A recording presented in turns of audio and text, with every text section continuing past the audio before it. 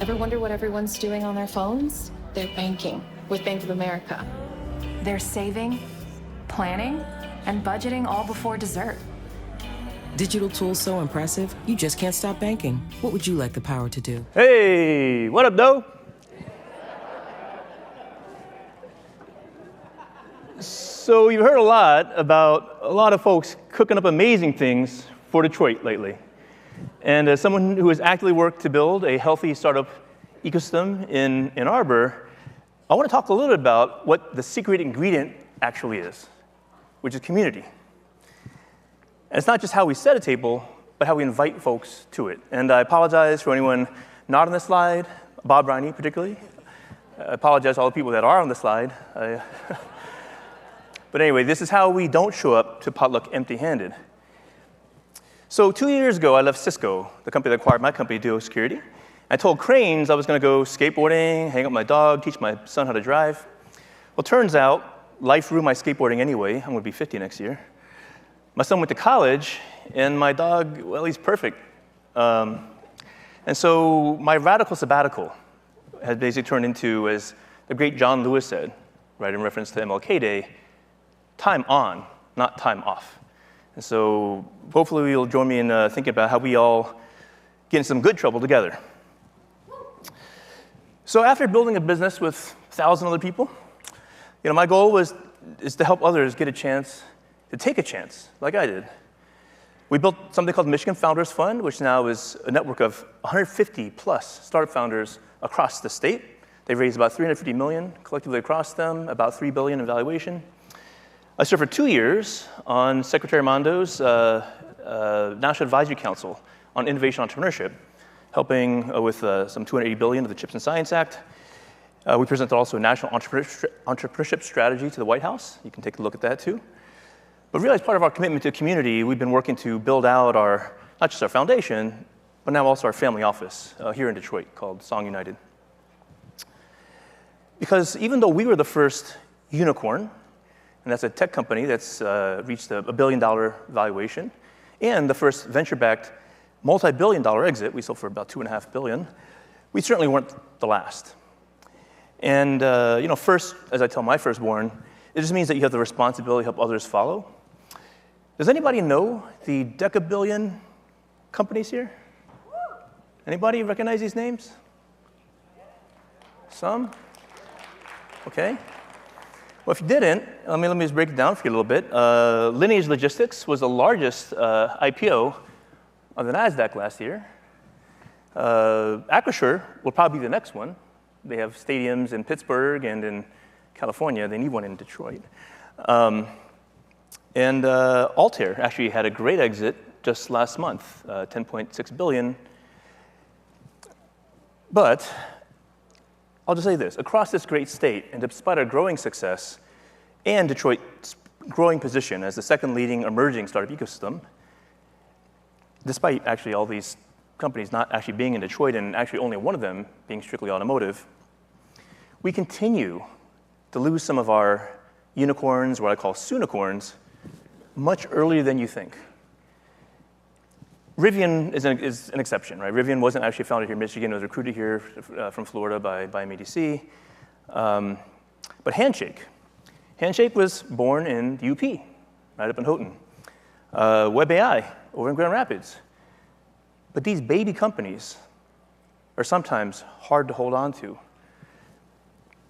So let me take a look at U of M alone, right? U of M, as you heard, the number 2 in terms of research expenditure, all this stuff, but also the number 8 university globally for undergraduate alumni who have raised venture capital, or over 800 founders who have raised $27 billion in investment. But only 3 of 46 unicorns, right, billion-dollar-plus companies that have been produced from that, have stayed. And despite those who stay will be champions and all that, we were the first in, 2018? In general, U of M is being strip-mined for relocatable talent by big tech, by investors, by Silicon Valley startups. And as a business school professor once told me, I hate this, but I'm going to tell you anyway, sometimes in Michigan, we train the best, but we keep the rest. I know, that's terrible, right? But I got some even worse ones for you. Old and cold is another bad one. And by the way, just a note, startups here are not just some coastal or Ivy League phenomenon, right? 60% of unicorn founders are graduates of public universities. So over the last 2 years, I've also been noodling around the world. I've been to over a dozen countries to connect with, invest in, and learn from fellow founders, investors, and ecosystem builders in communities that tech has positively transformed, right? From Israel to India to Indonesia. And across both aging and younger economies, there's one thing in common in any vibrant startup ecosystem. And that's the focus on culture and community, right? Not just corporate innovation, academic research, commercialization, the institutions, infrastructure, necessary ingredients for sure, right? But part of this recipe is that we have all the ingredients, but we need a way to actually bring them together. And economic development typically focuses on the tangible, what I'll call the nouns, right, in the ecosystem, right? The founders of startups, the capital, the talent. These are definitely critical. But they're not enough, because the world is actually littered with failed technology parks and innovation hubs. I've seen them. For ecosystems to work, there has to be a community of people who actively engage with and support one another. Ecosystems need verbs, not just nouns. Verbs like connect and collaborate, promote, advocate. That's why when I ask, does anyone know these decabillion-dollar companies,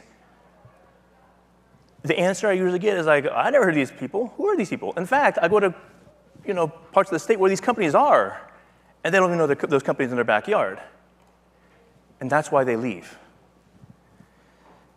Because this focus on people and networks, right, versus buildings and institutions is not something we come by naturally anymore here, right? We're victims almost of our own success. But to be a successful ecosystem, you have to build flywheels, not funnels. As John and Alexa talked about as well here, you heard, success needs to breed success. Thank you. And this is actually a cultural issue, right? A key indicator for me in any startup community is, do you have 3 relatable heroes? Meaning, are there founders who reinvest their expertise, capital, and connections back into the ecosystem? The first question I got from my Silicon Valley friends after I sold Duo was, so who are you investing in, right? Can we take a look? The first question I got from people in Michigan, are you still going to stay in Michigan? And this challenge, something that we have to work to correct in a very visible way. So here are some of the first local investments I made, right? Including writing the first check for the first Black-owned venture fund in the state, Union Heritage here in Detroit. Yeah, good. They'll be on too. Funding startups with uniquely Michigan solutions to global problems, like you heard today, clean air, clean water, energy equity, healthcare, hospital infection, space debris removal, right? There's, like Cal Morris, they're up in the UP as well. I'm trying to be the friends of family money for folks whose friends and family don't have money, right? Sometimes invest this way. Mine certainly didn't. And while I hope they can all be unicorns, what's much more important is to even get the chance to try here. In fact, we even made short documentaries about 3 of them, Breadless, Cirque Nova, Just There, to help tell their stories beyond Michigan so that people know and see, because founders want to be where founders are. Founders want to be where founders are the story of what's happening, instead of being buried, right, and overlooked. And thus far, we've been pretty successful. So far, only Viscom.ai left up on the top right. Both founders, originally from Troy, are now in San Francisco because of another friend of mine who funded them there. But even before they raised a $20 million round last year, and I'm trying to help Carvis, by the way, stay here in Michigan. Although we have a co-founder, Kassar Yunus, who founded a company called Applied Intuition, despite Mary Barra saying, hey, we need to move all these software engineering jobs out of Michigan because we don't have enough software engineers. That's just nonsense. We have companies like Applied Intuition, a $6 billion value automotive software company. Kassar grew up here. He was the COO of Y Combinator. He started his company out there, and his teams are in Ann Arbor and Royal Oak, but unfortunately, they're based in Silicon Valley. This is a challenge that we have to build community around founders, right? Because you don't want to see founders have to leave to get funded. We want to bring more capital here. So I've been bringing a bunch of my friends, 30 exited founders and investors from Seattle to Austin, Cincinnati, Baltimore to join us on these private tours of Ann Arbor and Detroit.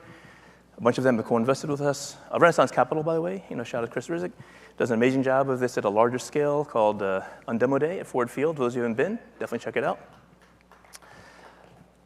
But investing in our next-gen founders and growth industries is actually not just a local issue. It's a matter of national security and national competitiveness.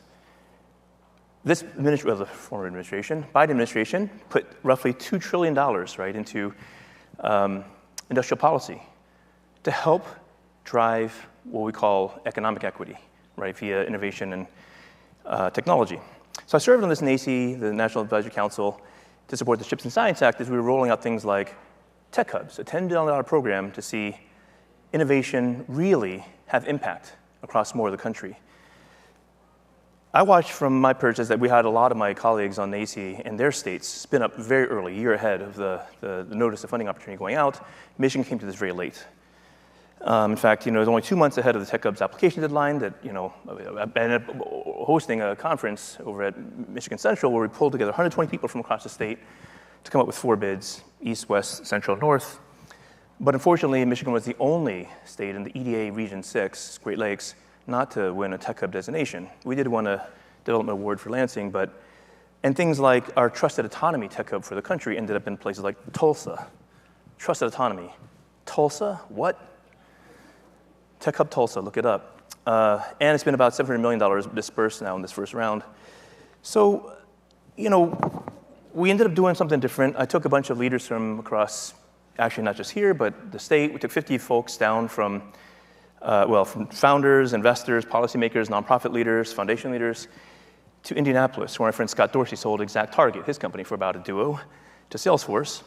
And we learned how the Central Indiana Corporate Partnership, or CICP Indiana, which is kind of like the alliance you heard Richard talking about earlier, brought together cross-sector leaders, right, developed strength in these growth industries. Indiana, by the way, got a Tech Hub designation and Maximum Award. We went down to Columbus, and Ohio, I'm an Ann Arbor guy, but they're doing some good stuff. Jobs Ohio, Drive Capital, and former Sequoia partner Mark Kwame showed us how the Columbus partnership, Jobs Ohio, brought 3 cities together with over $300 million of annual funding they produced by bonding up their state liquor revenue, right? And then to elevate innovation entrepreneurship as a priority for our growth, I brought the best policy wonk I know on the topic to the Michigan Mackinac Policy Conference, Victor Huang from Right to Start. Definitely look at that platform. It's how to give every American the opportunity to start a high-growth, high-wage business. It's been introduced in 15 state legislatures. 6 states have implemented the recommendations, including Michigan. We have a chief innovation ecosystem officer as part of that, Ben Marchiona. We also hosted Mackinac's first ever movie night, screened that film we made on Just Air, did a bunch of stuff like that. Secretary came out. But long story short, these efforts have to be both top-down and bottom-up because we have billions of investment from visionary leaders boldly committing their organizations to the city's transformation with these new innovation centers, hubs, districts, corridors. But to actually connect the dots in a regional ecosystem, we need to build an inclusive tech community with hundreds of startups reflective of our local demographics. 4 years ago, I was on stage and I talked about a bunch of the infrastructure and institutional stuff, right? I talked about also development, transit, walkability, and affordability. And we do need that. Transit, walkable, infill development, so the city and the region are more accessible and legible. RTA, LVT, could help if the city stopped giving blight tickets for community gardens, but we need that. But it's people and networks we need to develop, not just infrastructure. For Detroit to be the best place for our companies, not just a startup, but to scale up. And so last May, we announced our intent to develop a Center for Tech Equity, right there in red, and one of the few remaining Black-owned buildings downtown. This is with Sharon Madison, whose family's very important one in the city for a long time, with her mother especially. And what we're solving for is a critical gap in startup ecosystems where abundant intellectual, human, and financial capital exist, but fail to translate to meaningful progress because the cultural capital and the social capital are lacking. Because equity is not just about removing barriers to brilliance, but about reducing distance to power. So I'll just say this, and I got to get off stage. Tech equity, really, for me, is about aligning and activating all types of capital by building a culture of collaboration, trust, and connection, which leads to stronger social capital. Those are the networks we need to get things done. Because without cultural capital, individuals and institutions don't have the common norms, values, or trust needed to collaborate effectively, or the social capital required for the ecosystem to thrive. And when social capital is strong, knowledge is shared freely. People are willing to take risks on others. Resources get connected to need and opportunity. And ultimately, it transforms a fragmented ecosystem into a connected and collaborative environment where everyone works together toward inclusive growth and innovation. Of course, an example of this, you just saw on stage, Black Tech Saturdays, whose founders, John and Alexa, I was proud to support as an angel investor, right,